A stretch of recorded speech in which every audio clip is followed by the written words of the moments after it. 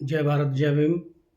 अभी कुछ दिनों से इज़राइल और अमेरिका ने ईरान के खिलाफ युद्ध छेड़ा हुआ है और उसमें ये कहा गया था कि भाई इनके पास परमाणु हथियार वगैरह कुछ इस तरह का है।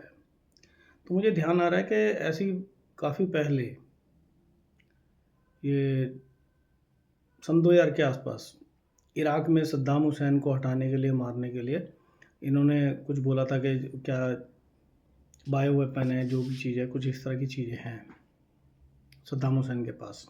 तो मतलब वो दुनिया को ख़तरा है। तो सद्दाम हुसैन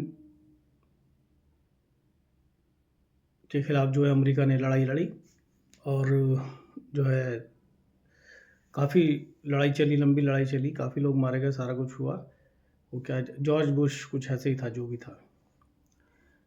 लेकिन कोई उस तरह का हथियार नहीं मिला। तो समझ में ये आया कि अमेरिका जो है दुनिया को कंट्रोल करने के लिए, अपने हिसाब से चलाने के लिए और अपने फ़ायदे के लिए, क्योंकि तेल है वहाँ पे, ईरान में भी, इराक में भी, अभी पीछे वेनेजुएला में भी वहाँ के राष्ट्रपति को उठा के ले गए। मतलब ये समझ लो जैसे कि अपहरण कर लिया और फिरौती होती है जो, तो वो वाला काम किया इन्होंने। अब समरत को नहीं दोष गुसाई, कोई और देश होता, कुछ होता तो उसको बोलते।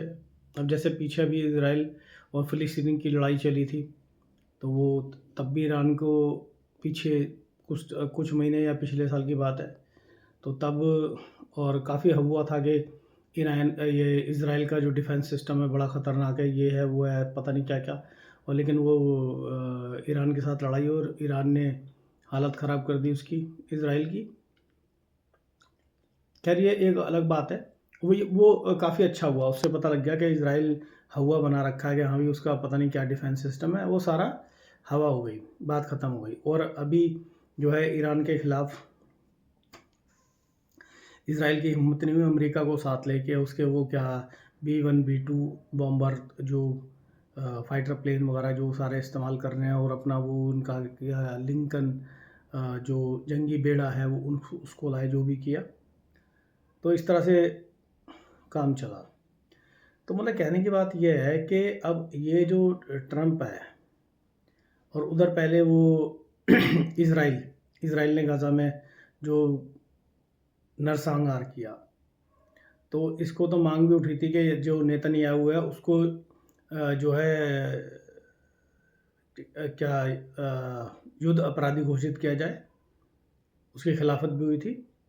और ऐसे ट्रंप क्या कर रहा है, वेनेजुएला को कर रहा है, कभी जो ये अमेरिका पहले इराक को कर रहा था, फिर वो अब ईरान को कर रहा है। यानी मतलब अपने कंट्रोल में लेने के लिए हज़ारों लाखों लोगों को, बेगुनाह लोगों को लड़ाई में झोंकना, मारना। अमेरिका तो बहुत दूर है, कनाडा उसके ऊपर है, नीचे छोटे मोटे देश हैं जो कुछ उसके खिलाफ कुछ बोल नहीं सकते हैं, तो वो तो दूर रहता है। अमेरिका दूसरे देशों में अपना बेस बना के वहाँ से जो है हमले करता है। और अमेरिका की हिम्मत नहीं है कि अपने फ़ौजियों को एक बार वहाँ ईरान की ज़मीन पे उतार के दिखाए, क्योंकि अमेरिका में एक चीज़ और है, अगर वहाँ का एक सैनिक भी मरेगा तो वहाँ की जनता सवाल पूछती है राष्ट्रपति से। हमारे यहाँ की तरह या कहीं और की तरह नहीं है कि हाँ भाई जनता मर जाए, सैनिक मर जाए, कोई पूछने कहने वाला नहीं है। तो एक चीज़ देखी गई कि ये जो अमेरिका है, और ऐसी इन्होंने ये रूस यूक्रेन युद्ध करवाया, मतलब अमेरिका एक तरफ होके पूरी दुनिया में अशांति फैला रहा है, ताकि वो तो अपने शांति बढ़ गया है, और देश लड़ते मरते रहें, वो अब आगे तरक्की करे, बाकी देश जो है नुकसान उठाएं। तो ये बात पूरे दुनिया को समझनी चाहिए और इसके खिलाफ जो है खिलाफत करनी चाहिए, नेतन्याहू के खिलाफ और या ट्रंप के खिलाफ सारे देश इकट्ठे हो जाएं। और हमारे देश के जो मुखिया हैं उनका तो कहने ही क्या है, वो तो जब 2000 से पहले अमेरिका में उन पर बैन था, पता नहीं कैसे कैसे क्या क्या समझौते, क्या क्या सौदे करके, क्या क्या उनको फ़ायदा पहुंचा के, अमेरिकियों को फ़ायदा पहुंचा के वहाँ अपना जाने का रास्ता बनाया, और पता नहीं क्या क्या हुआ। और अभी एप्स्टीन फाइल और क्या क्या, मतलब सही बात है, जिसकी कमी होती है तो वो तो जो है झुक के दबाव में पता नहीं क्या क्या करेगा। और अभी टैरिफ वगैरह की चीज़ थी, सारी चीज़ थी। और जो धर्म की बात चलती थी, जो भी बात चलती थी, वो तो 250 करोड़ के वो बीफ कंपनियों वाले से जो वो चंदा लेने का और पता नहीं क्या क्या सारी चीज़ें। और वो ये अपना काशी में अहिल्या भाई के जो मंदिर वंदिर तोड़ना, क्या क्या बहुत सारी चीज़ें हुई, वो सब पता लग गया कुछ नहीं है, धर्म नहीं धंधा है। तो ये हमारे देश के लोगों को भी और पूरी दुनिया के लोगों को समझना चाहिए। और ये जो ट्रम्प है और नेतन्याहू है, इनको दोनों को युद्ध अपराधी घोषित करो और इनके खिलाफ हो जाओ। और ये सारे देश जितने हैं, ये अपने जहाज़ों में बम भरें, मिसाइलें भरें, कर करा के नेतन्याहू और ट्रम्प के ऊपर डालें। ये दुनिया को बर्बाद करने लग रहे हैं। ये विश्व युद्ध की तरफ धकेल रहे हैं। पहले उसको यूक्रेन और रूस को फंसा रखा है लड़ाई में। अरे भाई, एक 5 साल का बच्चा है और एक 15 साल का बच्चा है, ठीक है? तो वो 5 साल का बच्चा कहाँ लड़ सकेगा? लेकिन 5 साल के बच्चे के पीछे 4-5 बड़े-बड़े हैं, तू लड़, तू लड़, तू लड़, जो बड़ी-बड़ी उम्र के हैं। मतलब उसको पिटवाए जा रहे हैं। और उसको कोई गलत हथियार या डंडे-डुंडे दे के जो 15 साल वाला है, उसको भी थोड़ा बहुत नुकसान हो रहा है। तो ये मतलब जैसे अमेरिका जो है कैसे पूरी दुनिया पे अपना कब्जा करके, और जिनकी जैसे भी जो सरकार है उसको बदल के अपने पिट्ठुओं को बैठाने के चक्कर में कि हाँ भी तेल पे कब्जा रहा है, पूरी दुनिया पे कब्जा रहा है। तो ये समझना चाहिए। और हमारे देश के जो लोग हैं, जो अंधभक्त हैं, वो सब है, उनको भी समझना चाहिए कि तुम कहाँ तक अंधभक्ति करते करते तुम्हारे सपोर्ट की वजह से देश की क्या हालत हो गई है। तुम्हारी आने वाली नस्लें तुमसे सवाल पूछेंगी। ये बीफ चंदे पे भी और बहुत सारी चीज़ों पे ये ध्यान रख लेना। और आरएसएस का पता लगा था कि हम भी 1942 में अंग्रेजों भारत छोड़ो जो आंदोलन था उसके खिलाफ थे, गांधी जी के खिलाफ थे, अंग्रेजों के साथ थे।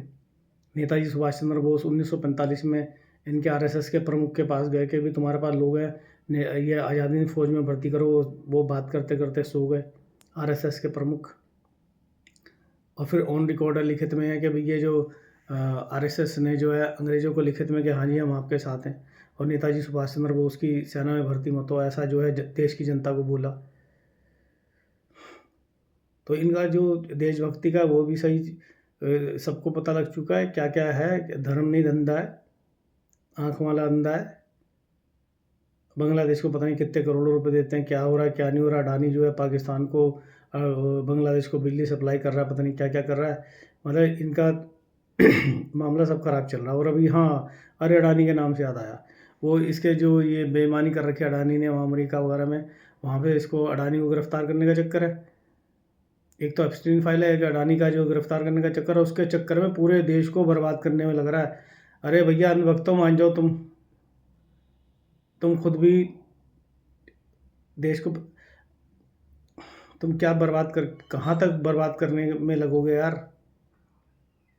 अभी हम किसी बैंक से लोन लेने जाएंगे तो वो बोलेगा हाँ भी कोई ज़मीन है, कोई चीज़ है, या तुम्हारी तनख्वाह कितनी है, सैलरी स्लिप लगाओ, आईटीआर लगाओ, फलाना ठिकाना, या वो सोना गिरवी रखो, तब जाके वो लोन देगा। और ये जो 150 लाख करोड़ का कर्जा लिया है, तो कोई ना कोई चीज़ें तो देश की ज़मीनें, सड़कें, कोई चीज़ें, कुछ कुछ तो गिरवी रखा होगा। और ब्याज भी बहुत तगड़ा जा रहा है।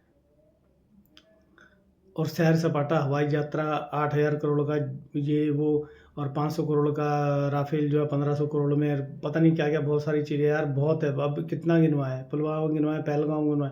कश्मीर में गए हो? कश्मीर में मैं 2 बार गया हूँ, बाई एयर भी गया हूँ, और बाबा बूढ़ा अमरनाथ जो है बाई रोड भी गए थे हम। ये अपना रामबन वगैरह, राजौरी, नौशेरा, राजौरी होते हुए पहुँच गए थे। वो यार चप्पे चप्पे पे फौज है। और वहाँ तुमने वो क्या, पहलगाम में जो मतलब कई घंटे तक कोई फोर्स ही नहीं वहाँ पे कोई, वो बंदे आए मार के चले गए आराम से। एक बार कश्मीर हो गया हो, पता लग जाएगा कि कैसे ऐसे लगता है जैसे युद्ध हो रहा है, सेना आती जाती रहती है। पता नहीं यार क्या क्या तो करवा दिया भाई अंधभक्तों, तुम और क्या करवाओगे यार, मान जाओ।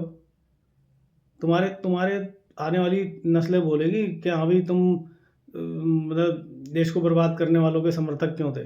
ध्यान रख लेना, तुम्हारी गद्दारी में आएगा, देशभक्ति में नहीं आएगा।